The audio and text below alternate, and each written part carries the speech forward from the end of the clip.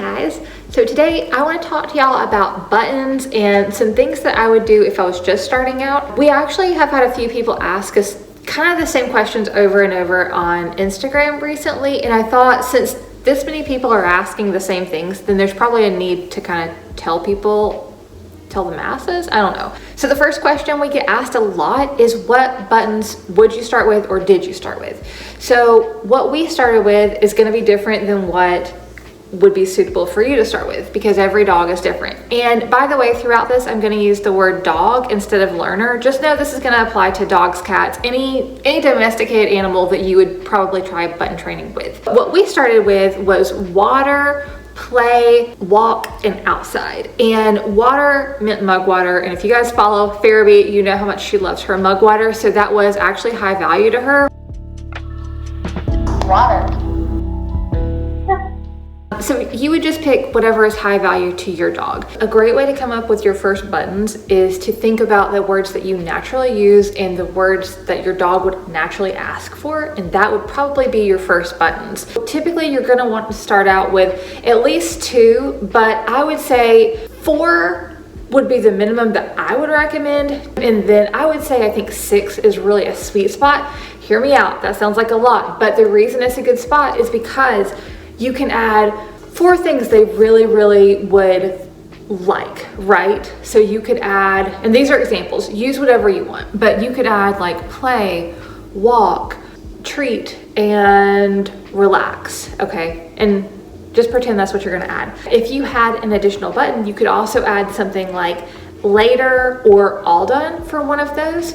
And you could also add something like now or yes or something. If I were starting over again, I would want 2 additional buttons. I think there's a lot of potential value there as a learner and teacher combination. That way you can get in the habit of going to your button board and telling your learner, you know, later or all done or whatever, and you can press the button they said and that, and you can also ask for another thing. So if you don't have a button for a word you need, of course you're just going to communicate and talk to them, but the reason I feel like having that extra button over there to say later or all done, or even both if you wanted, is because it's going to really make you want to get up and go over there and use the buttons with them. So like I said, there's no magic number, but that's just what I would do. Another thing to consider is adding opposites, so or things that you can offer as an alternative. Let's say that you have outside.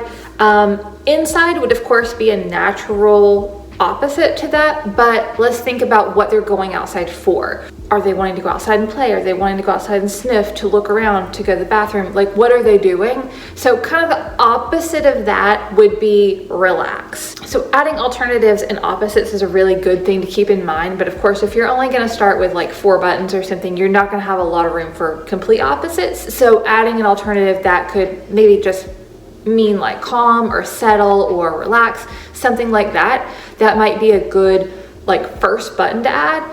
And I don't mean the first button, I mean one of the first like 4 to 6. That would be a good one to add in there.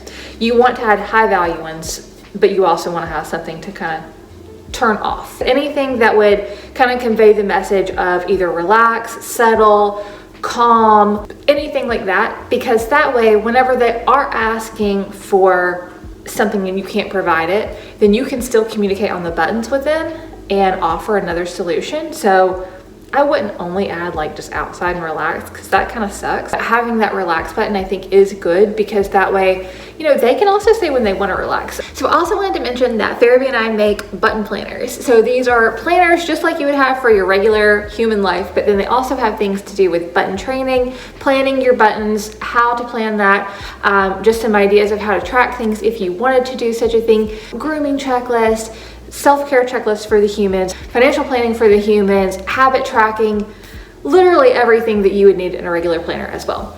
So we will link those for you guys. So let's talk about telling them no, because this is something I've seen a lot too. People think that you can't tell them no, because if you tell them no, they won't use the buttons. So partially, yeah, this could be true, but for the most part, not the way you're thinking. You don't want to tell them no like you're irritated. You don't want to be like, it's a problem, you know? So that's why whenever you pick whatever word you use to tell them not right now or later surrounding the buttons, needs to be something you wouldn't use to tell them no if they're doing something they shouldn't do that they need to stop. And I would even use this as a modeling opportunity. That would be a great way to tell them if they've asked to go outside 5 times and you're like, you know, not right now, or all done, or whatever, you can go over on the buttons and press outside, all done. Then you can offer an alternative as well. So you could relax now or play now. Whatever other buttons you have that would be something that you could provide for them. And that way they will see there's other alternatives on the buttons.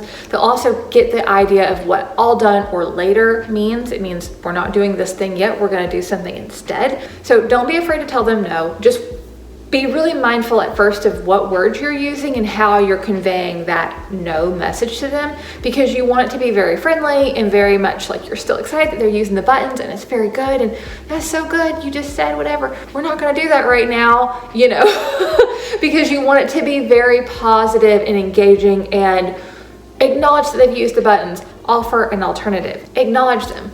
Go over to the buttons with them. That's going to go a long way. If you just go over to their buttons with them and acknowledge that they're talking whenever they say like outside, even if you have to say no, still acknowledge it. Acknowledge it, acknowledge it, acknowledge it. That is a really big thing. And model over there with them a lot. And that's why I also said I feel like having at least 4, but I feel like 6 would be the sweet spot of buttons, really, because that way you have more opportunity to model. Because think about it, if you have 2 words, if you only have basically those 2 things that are opportunity to say and to model, right?